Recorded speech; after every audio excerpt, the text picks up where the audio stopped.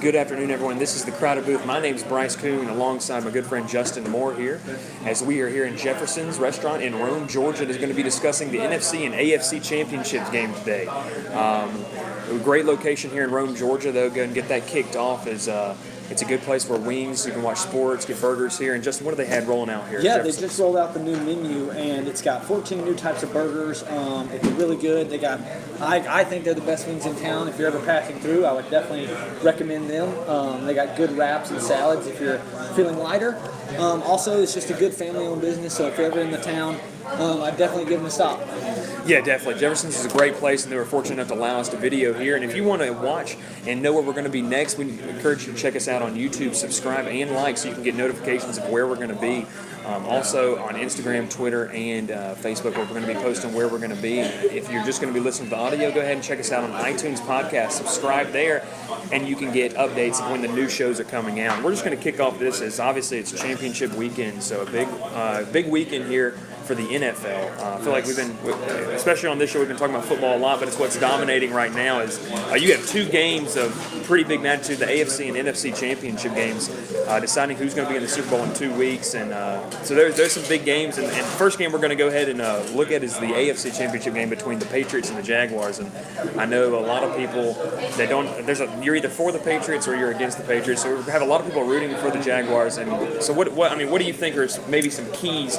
Jacksonville has a very dominant defense. To me, this is actually the game I'm most excited about over the weekend. I think that for the Jaguars to beat this best coach team in the NFL, I have to say it, it's the hard truth of the reality. But I think the Jaguars their defense really has to show up. Nothing shows more true than Jaguars having the second most sacks in the NFL this year. They had 55 in 2017. They just have a really good, strong front four. I think for them to win this ballgame, I think they have to show up and they have to limit Tom Brady. They have to get pressure to him. They have to show that they are the better defense. They have to show it early because when they get down, they are a team that plays worse when they are down. It is just not a lot of offensive firepower on the team. They're known for their defense, the Saxonville as they call them. Yes. So Jacksonville has a great, like you talked about that front four. I mean, you got guys like Calais Campbell, who led the league, might be the defensive MVP with 14.5 sacks. Dante Fowler Jr. Had 8. Then you get the linebackers. I think one of the biggest matchups they're going to have is obviously, and anybody you watch talks about this when you face the Patriots, is Rob Gronkowski. I mean, he's hard to guard, running that seam route down the middle of the field, and he's a matchup nightmare. Yeah, I think it's the size of Rob Gronkowski that helps him out. I think if they play a cornerback like Jalen Ramsey or Miles Jack against him, I think it's going to be better for the Jaguars' defense. It's got to hold true that Jalen Ramsey will play them, though. And it's just unfortunate that Tashawn Gibson is out with a foot injury, leaving Jalen Ramsey to give up, kind of those deep threat wide receivers to focus more on a tight end. But an interesting fact that I found was all year long, Jacksonville's defense gave up 6.6 targets to a tight end. And just last week, Pittsburgh Steelers threw 18 to a tight end for 124 yards. Yeah, and that's something they're going to want to be able to try to get in check there, because Gronkowski's a guy that he's a big guy, big body, but he can run. He can make some guys miss, and has a great stiff arm. He's a guy that can, when he gets in the open field, he's dangerous. And I would definitely look when the Patriots do get in the red zone, that's going to be their primary target, is going up to Gronkowski. Yeah, I think yards after contact against Gronkowski are going to have to be a major contributing factor to the Patriots' offense, to getting yards and getting big chunks down the field. It's just contributing those defensive backs to holding kind of a long ball, because when they can't protect against the deep threat, it's almost like ball game for them, Yeah, that's tough. I mean, the Jaguars' defense is going to have to keep them in the game, and then you move on even to other guys other than Gronkowski. You got wide receivers on the Patriots like Brandon Cooks, Julian Edelman, Chris Hogan. Those guys are really shifty guys. I mean, Brandon Cooks is a really good receiver that played for the Saints a couple years and got traded. And then you got guys like Chris Hogan and Julian Edelman, these small, shifty slot receivers that are able to make guys fit. They fit the system, and Belichick's done a great job. And like you said, probably hands down the best coach team in the NFL. It's going to be really tough for them to be able to stop all these weapons. And they did a great job of stopping Pittsburgh last week. I mean, Pittsburgh they got some points, but they came up with big stops, and I think that's what Jacksonville's going to have to do. I think we're going to have since Jalen Ramsey, as we previously said, is going to have to be more focused on tight ends, you're going to have cornerbacks like A.J. Bouye really step up and protect the long ball against the Chris Hogans, the Julian Edelmans, the Malcolm Mitchell potentially. Because I think if that starts happening and Patriots start rolling on offense, get a couple scores first, I think it's going to look pretty bad for the Jacksonville Jaguars. Yeah, the one thing is, if they do decide, whoever they decide to put on Gronk is going to really spread it thin. I mean, that Jaguars defense is great. They have a very good defense, one of the top defenses in the NFL, but Jalen Ramsey is obviously your stud player, and you're going to want him on the best guy. Well, the best guy they have is Gronkowski, and that's already a matchup. I mean, it doesn't matter how good Jalen Ramsey is. Gronkowski's got the size to, box him out, say, especially down there in the red zone. So that's going to be something that's definitely tough for them to do. Like you said, they struggle when they go long. So if you see Brady, one of the biggest things, when Brady has time, he's going to kill you. And I know you don't want to dwell on it, but last year in the Super Bowl, when Falcons did go up there in the first half, they did get pressured on. And anytime the Patriots have had struggled, it's when teams are able to get pressure. Yes. So I think it's going to come down to, can that front seven, the front four, those defensive linemen and linebackers, can they get, if they can get pressure on Brady, they might be able to force a mistake.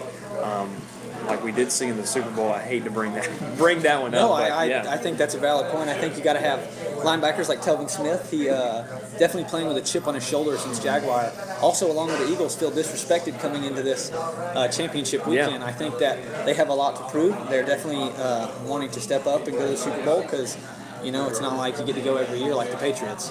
Yeah, and that's true. I mean, the Patriots seem to always be in this conversation every single year. I think one thing to look at, Tom Brady, we're going back to him, if he gets pressure, he's dealing with a hand injury. And you saw on all the major sports networks yesterday them talking about, especially like on ESPN, having the press conference with the glove on.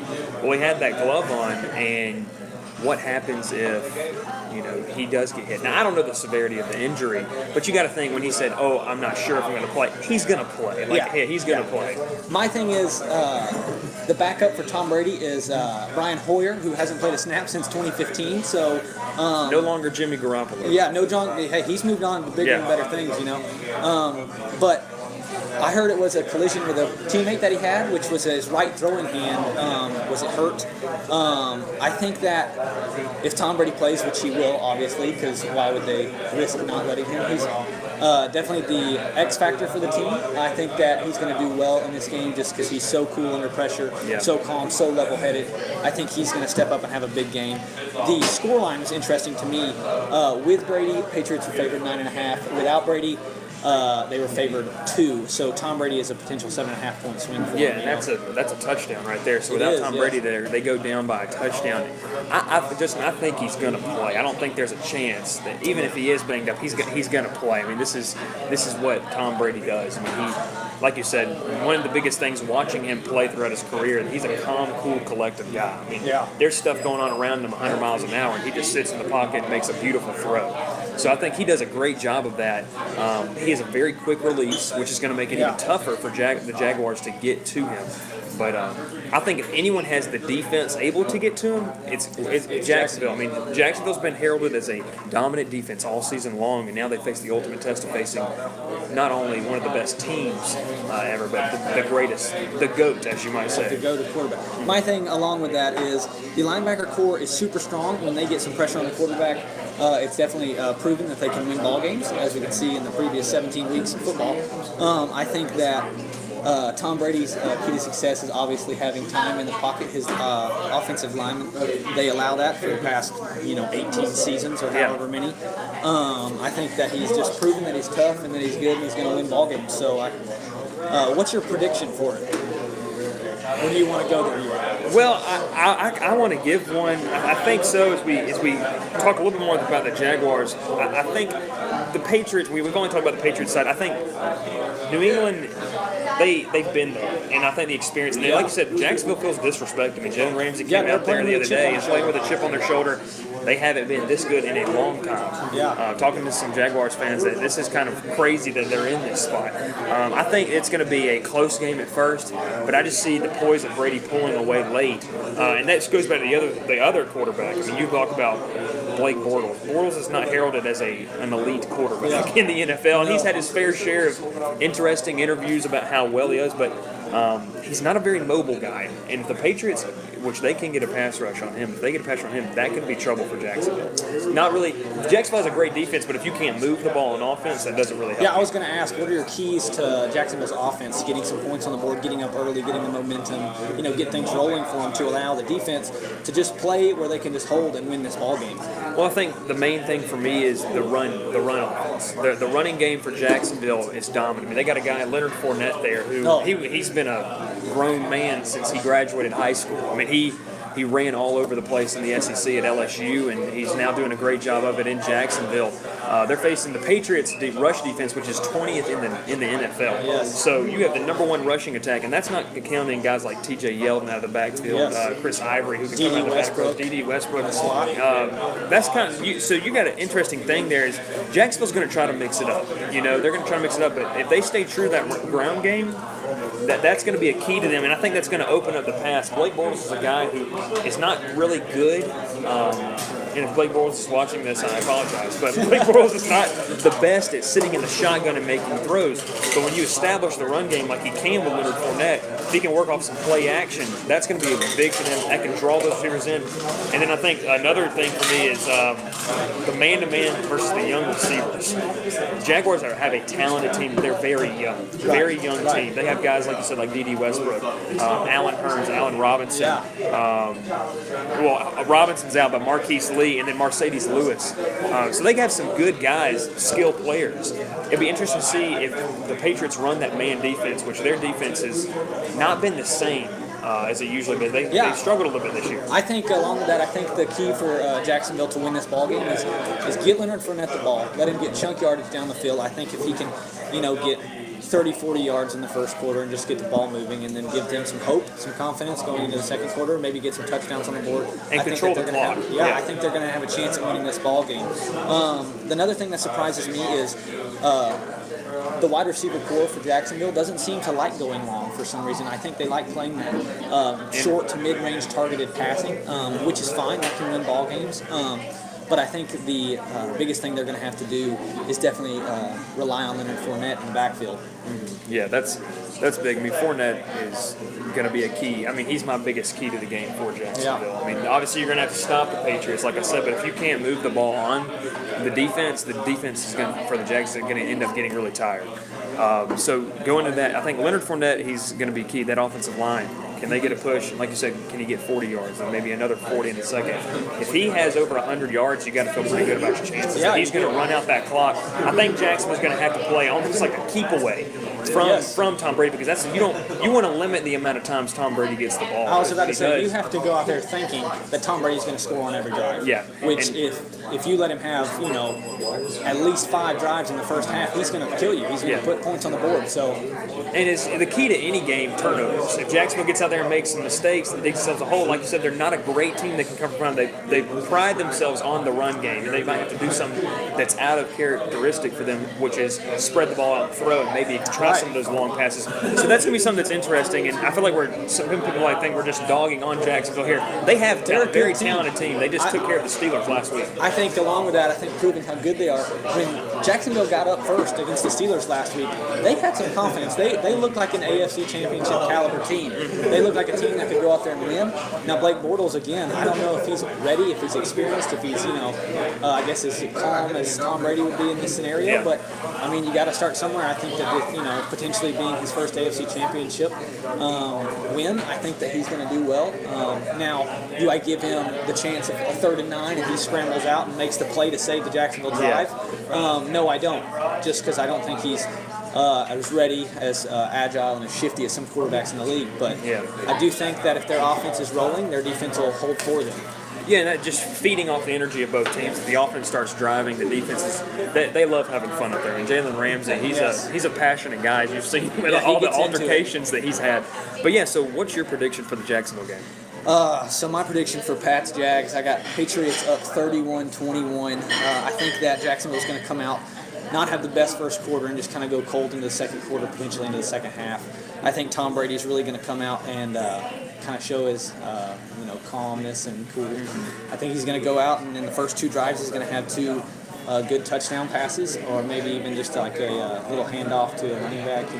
I think that he's going to do well. I think Patriots up 31-21. Yeah, I'm right alongside with you with the prediction. I'm going to go with the Patriots in this one in a close game. I think it's going to be a stalemate in the first half. I think Jaguars defense, they're going to come out with high energy, but I feel like Brady's too good. I mean, he's way too good to be held down for that long. We've seen that all season long. Some teams have beaten him, and I'm not saying he's unbeatable, but playoff Brady's a different Brady than regular season week 4 Brady. So I think that it's going to be a close one. I say Patriots win this one 24-13 over the Jaguars. I think the Jaguars are going to struggle to score in the second half. I think they'll be able to run the ball, but I think that coaching staff, like you said, is way too good to hold. To allow Jacksonville to just dominate the game, and I think it's going to be a great game. Though I think it's going to be probably, and as we're going to get in the second game here, I think it's going to maybe better even than the second game. A little off topic, but before we move on to the NFC Championship game, did you see the bakery in Jacksonville that sent 7 apple turnovers to Ben Roethlisberger up in Pittsburgh? I saw that. 7 for the season. Well, I feel like some teams have been doing that this during the playoffs. But yeah, if you hadn't seen it, Jacksonville's it was a bakery down there sent 7 apple turnovers. Just thanking Ben Roethlisberger for the 7 turnovers in the previous game and this game. Yes, 5 in the first and 2 last weekend, which I think is hilarious. I think it's hysterical. And Jacksonville's having fun. I mean, I don't think they're a team that is going to go away. I mean, they got a good young group I think players. I think they're set for a little while. Yeah, yes. They're going to control that division, the AFC South. But the AFC is so stacked with Pittsburgh. Yeah. I mean, they already beat them. But you never know. That's why you got to love football. You got to watch the games. We're going to move on to the second game here and over the NFC side of the bracket. And Justin, what a game last week. I mean, we were thinking, okay, it's going to be the Eagles versus the Saints. I mean, it's, this game's over. And Stephon Diggs and Case Keenum connected for one of the most I've never seen one of those plays. It was an electrifying play, and if you've seen any of the video of what it looked like in the stadium, those fans were going crazy. Yeah, and that was fun to watch. But yes, it's going to be Eagles and Vikings played in Philly, and I think Philly is going to be ready for this one. I think Philly's going to show up. Environment. Yeah, Philly's going to show up 2 dominant defenses.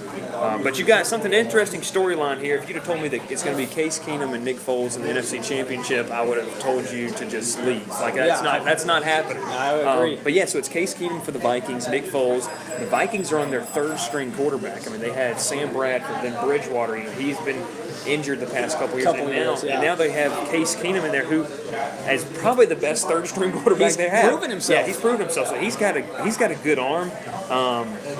Then on the other side, you got Nick Foles, who stepped in.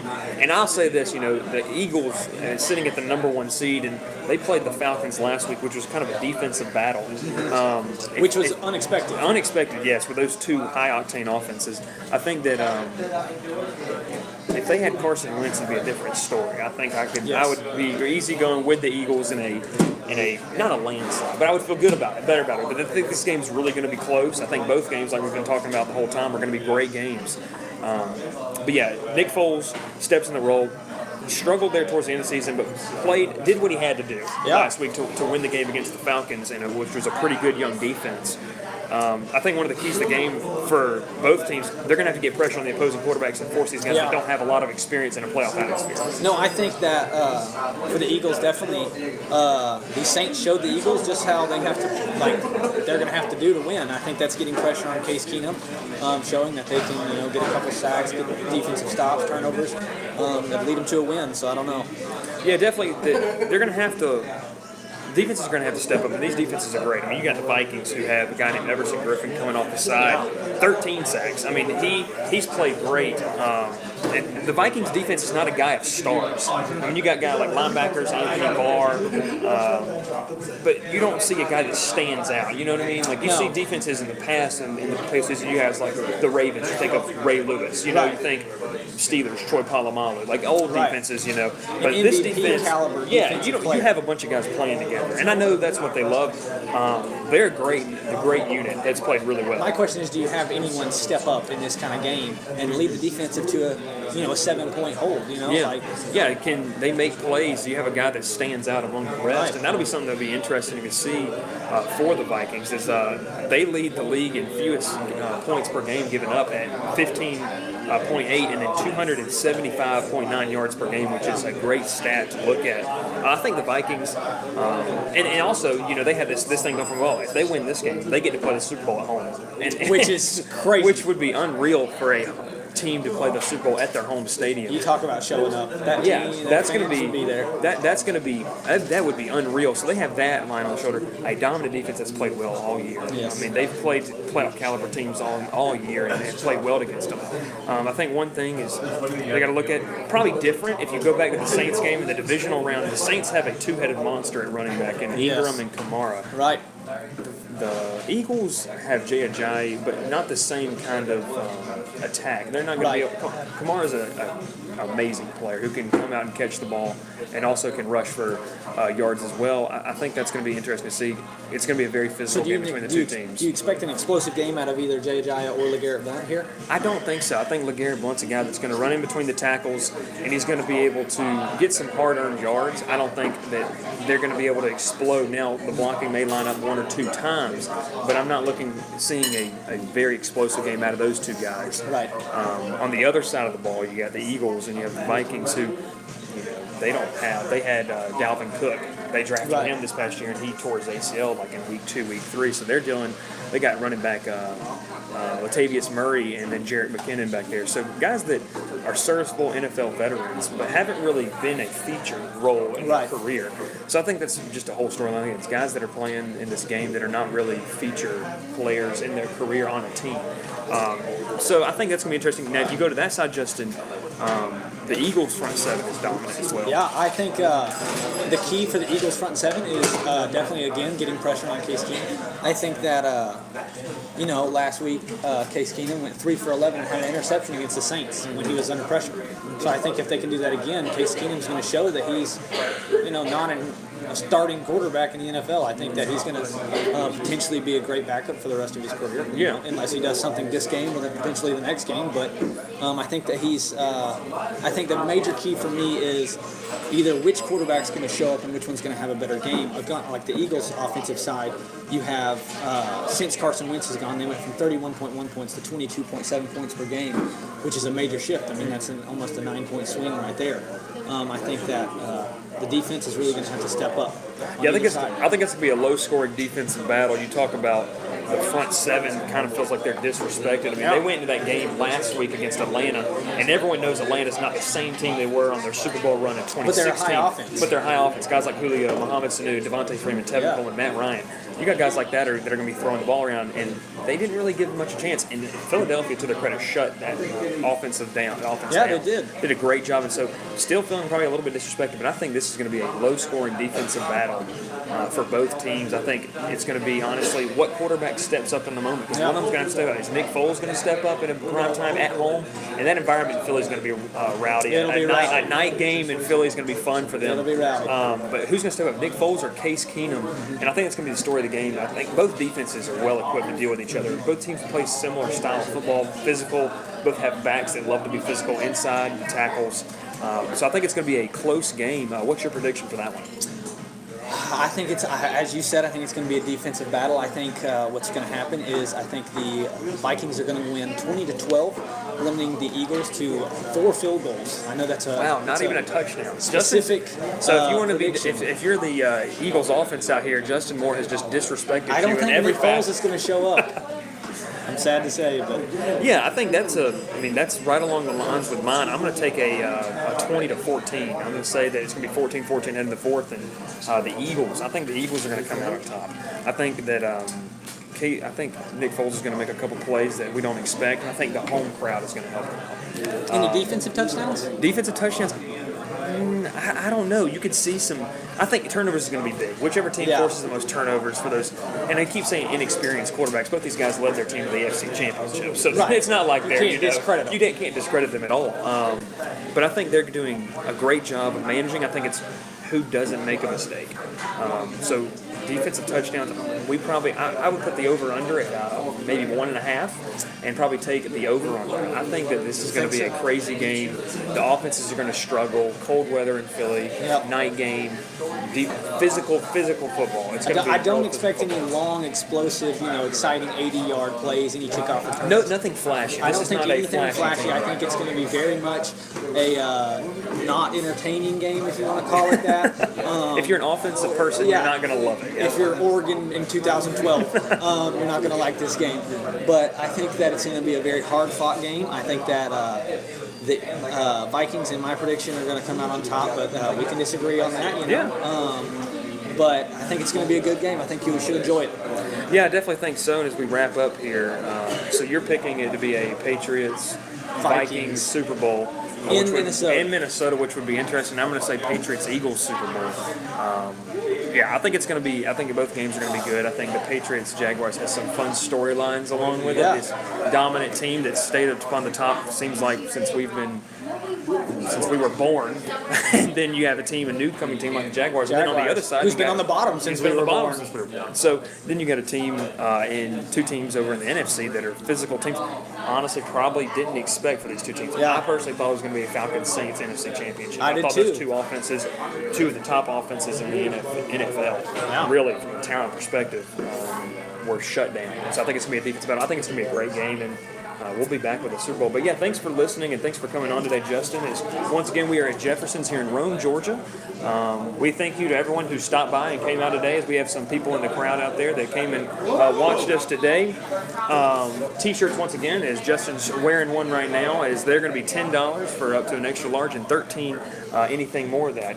You can find our podcast on iTunes and SoundCloud. And if you want to follow us on any social media, it's Facebook, Twitter, and Instagram at The Crowded Booth. The next podcast will be next week. Hopefully be previewing a potential Super Bowl matchup, and we'll see who is correct on that. Thanks for watching, everybody.